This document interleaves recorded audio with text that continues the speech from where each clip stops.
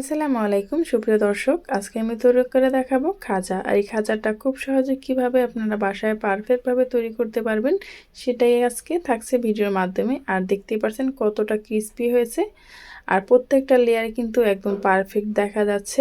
অনেকেই এই খাজাটাকে কঠিন ভেবে বাসায় তৈরি করে না, কিন্তু এই ভিডিওটা দেখে একদম স্টেপ বাই স্টেপ ফলো করলে আপনিও কিন্তু খুব সহজেই এই খাজাটা বাসায় তৈরি করে নিতে পারেন, বাইরে থেকে চড়া দামে না কিনে। আর এটা কিন্তু একদম মুচমুচে থাকবে, আপনি খুব সহজেই তৈরি করে নিতে পারেন। প্রথমে আমি এখানে নিয়ে নিলাম ময়দা, আপনারা চাইলে আটাও নিতে পারেন।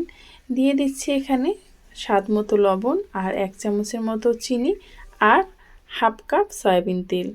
এখন আমি এই সব উপকরণ হাতের সাহায্যে ভালোভাবে মেখে নিচ্ছি, দেখতে পাচ্ছেন। এখন আমি এখানে অল্প অল্প পানি দিয়ে একটা ডো তৈরি করে নেব।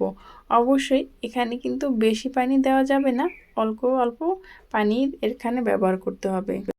এখানে এমন একটা ডো তৈরি করতে হবে, একদম শক্তও না আবার একদম নরমও না।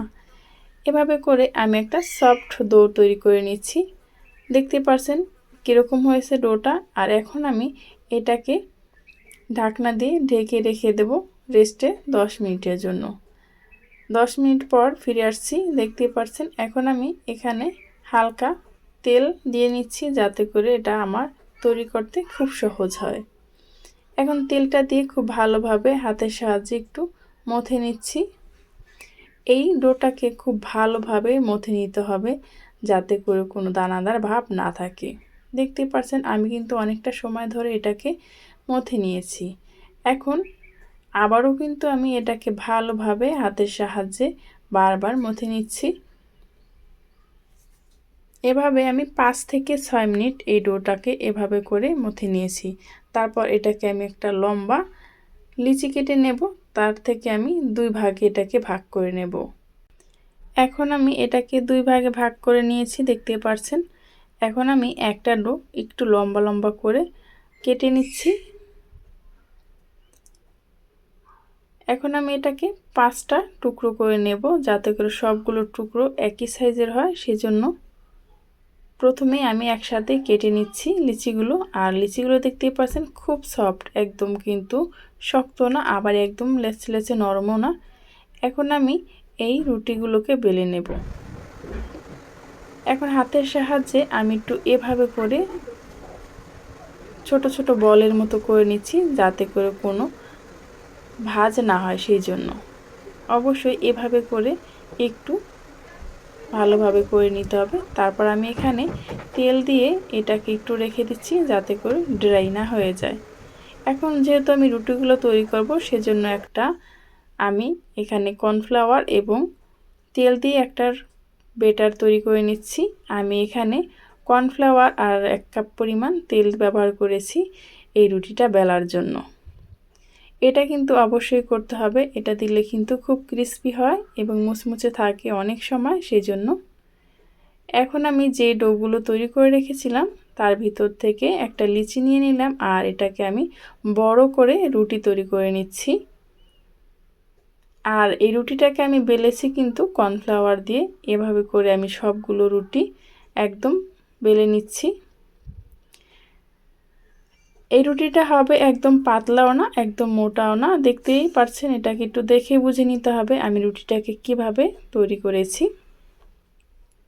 এখন যে কর্নফ্লাওয়ার আর তেল দিয়ে আমি যে একটা বেটার তৈরি করে রেখেছিলাম, সেটা কিন্তু আমি রুটির উপরে দিয়ে দিচ্ছি, আর আরেকটা রুটি আমি একটা দিয়ে দিচ্ছি। এভাবে করে আমি 5টা লেয়ারেই কিন্তু তেল দেব আর রুটিগুলো বসিয়ে দেব।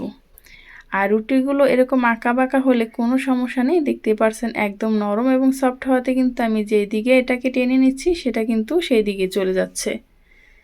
এই পর্যায়ে এসে এখনও যারা লাইক দেননি, প্লিজ একটি লাইক দিয়ে ভিডিওটা কন্টিনিউ করবেন। আমার এই ভিডিওর কোনো অংশ যদি আপনাদের কাছে ভালো লেগে যায়, তাহলে প্লিজ চ্যানেলটি সাবস্ক্রাইব করে পাশে থাকা বেল আইকনটা ক্লিক করে রাখবেন, যাতে করে এরকম সহজভাবে যে কোনো রেসিপি আপনারাও বাসায় তৈরি করে নিতে পারেন, প্রিয়জনদের নিয়ে এভাবে খেতে পারেন। এখন আমি রুটিটাকে কিভাবে মুড়িয়ে নিচ্ছি দেখতেই পারছেন। খুব সহজেই কিন্তু এটা তৈরি করা যায়। অনেকে কিন্তু অনেক কঠিনভাবেই এই খাজাটাকে তৈরি করে দেখায়, কিন্তু আমি খুব সিম্পল এবং সহজভাবে আপনাদের মাঝে শেয়ার করেছি। এখন আমি আমার সাইজ মতো আমি কেটে নিয়েছি টুকরো করে ছোট ছোট। আপনারা চাইলে এর থেকে বড়ও করে নিতে পারেন, কিন্তু এই সাইজটাই কিন্তু একদম ঠিক আছে। এখন এই খাজাগুলোকে হাতের মাঝখানে নিয়ে আলতোভাবে চাপ দিলে কিন্তু হয়ে যাবে, বেলার কোনো প্রয়োজন নেই।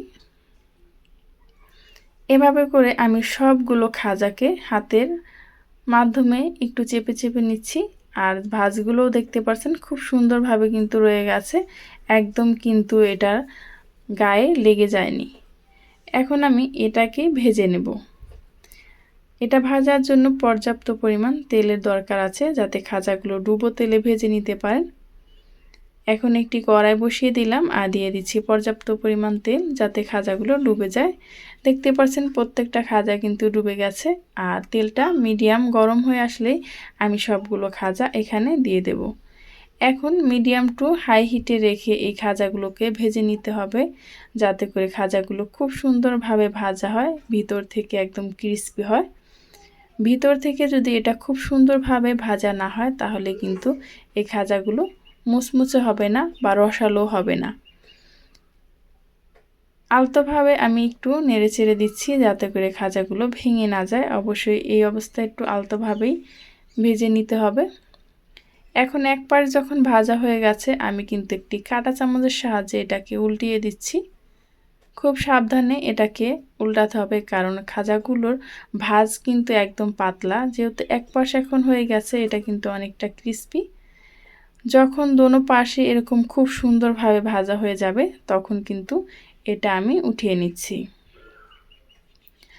আর এই খাজাগুলো আমি একটি শিরায় ভিজিয়ে নেব। আগেই কিন্তু আমি খেজুরের গুড় খুব সুন্দরভাবে একটা শিরা তৈরি করে নিয়েছি। আপনারা চাইলে আখের গুড় কিংবা চিনি দিয়েও এই শিরাটা তৈরি করে নিতে পারেন। তবে খেজুরের গুড় দিয়ে যদি শিরাটা তৈরি করেন, তাহলে কিন্তু এই খাজাগুলো খেতে বেশি ভালো লাগে। এখন আমি সবগুলো খাজা একইভাবে উঠিয়ে নিচ্ছি। আমি কিন্তু দুইভাবে এই খাজাগুলো ভেজে নিয়েছি। এখন এটাকে আমি শিরায় ভিজিয়ে নেব। দেখুন ভাজার পরও কতটা সুন্দর, প্রত্যেকটা লেয়ার কিন্তু বোঝা যাচ্ছে, একটাও কিন্তু মিশে যায়নি। এখন আমি শিরায় দিয়ে দিচ্ছি। এই খাজাগুলো দিয়ে এভাবে 1 থেকে 1.5 মিনিট আমি এটাকে এই শিরার ভিতরে ভিজিয়ে রাখবো, তারপরে শিরা থেকে তুলে নেব। বাসায় কিন্তু আপনারা খুব সহজে এই খাজাগুলো তৈরি করে নিতে পারেন। 2-1টা টিপস ফলো করলেই কিন্তু আপনাদের পারফেক্ট খাজা হয়ে যাবে।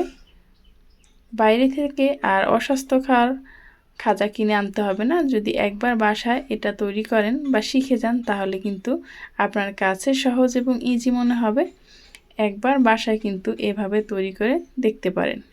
এই তো আমার সবগুলো খাজা একদম শিরায় ভেজানো হয়ে গেছে। আর শিরায় ভেজানোর পর দেখুন কতটা পারফেক্ট আর কতটা লোভনীয় লাগছে। আর খাজাগুলো কতটা পারফেক্ট হয়েছে সেটা আপনাদেরকে একটু ভেঙে দেখাচ্ছি। এই পর্যন্ত যারাই আমার সাথে ছিলেন, তাদেরকে জানাই অসংখ্য ধন্যবাদ। আমার এই রেসিপিটা যদি আপনাদের কাছে ভালো লেগে থাকে, তাহলে প্লিজ চ্যানেলটি সাবস্ক্রাইব করে আমার পাশেই থাকবেন। আল্লাহ হাফেজ।